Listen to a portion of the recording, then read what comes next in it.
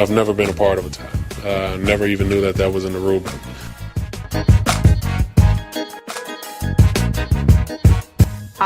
Playoffs? Don't talk about playoffs. You kidding me? Playoffs?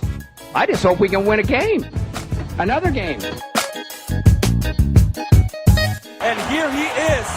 That's why we took the damn field. Now, if you want to crown them, then crown their ass. But they are who we thought they were. And we let them off the hook.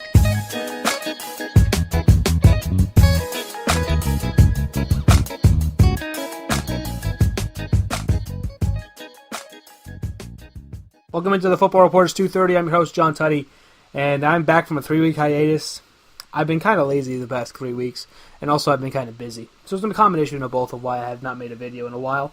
But I'm here now, and I'm here to talk about this week, the Confrance Championship games, the coaching hires, and coaches I think that should be fired, all that stuff. The Super Bowl stuff, I have a big plan next week that'll come to you next Thursday night, guaranteed, will be out there next Thursday. But for now, let's get things started with the Weekly Rewind.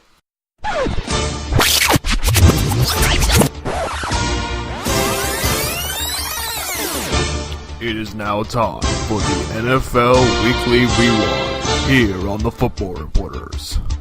Let's get things started here in the American Football Conference Championship game between the New England Patriots and the Jacksonville Jaguars. The Jaguars coming in with a ferocious defense and an absolute pantsing of the Pittsburgh Steelers the week before, going up against the great Tom Brady and Bill Belichick up in Foxborough. And for 3 quarters, they played a fantastic game.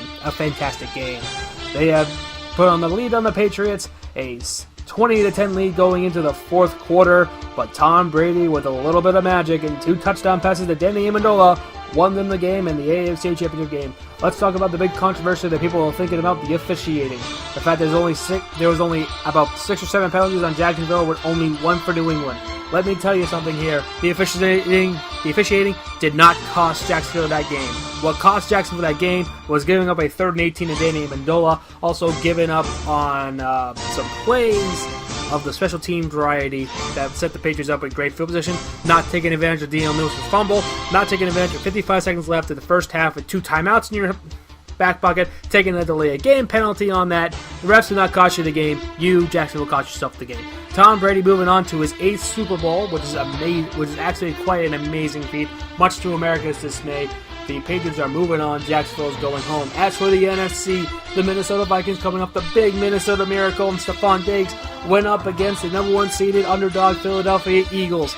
In this particular game, fair to point out, Nick Foles had the game of his life against the number 1 ranked defense in the NFL, throwing for over 350 yards and 3 scores.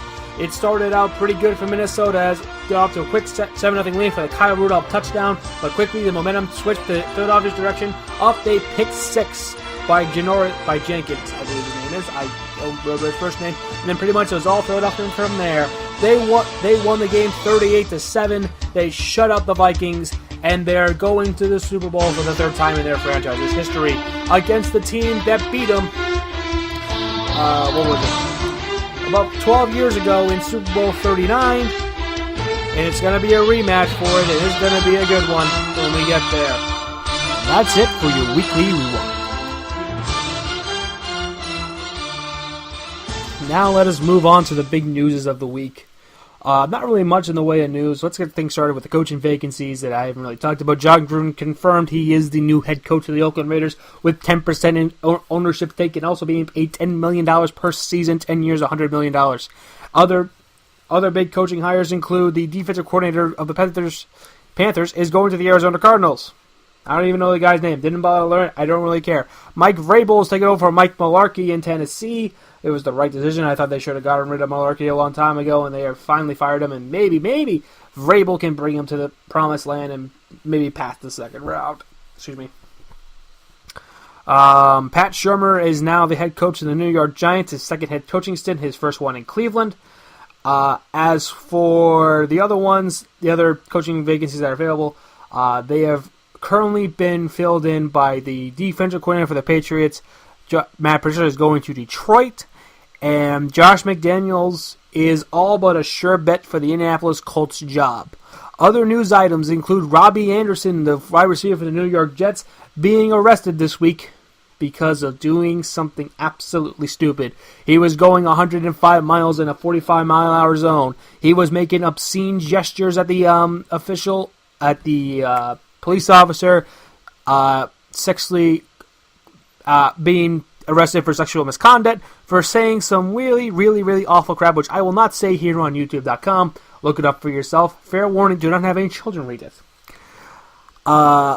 But that is going to be it for me here on the Football Reports. I will see you next week. I know this is a short episode, but I will see you next week with the Super Bowl preview. I will have all the bells and whistles all ready to go. I will see you next week. But first, the plugs. Let's get things started here with other channels of mine.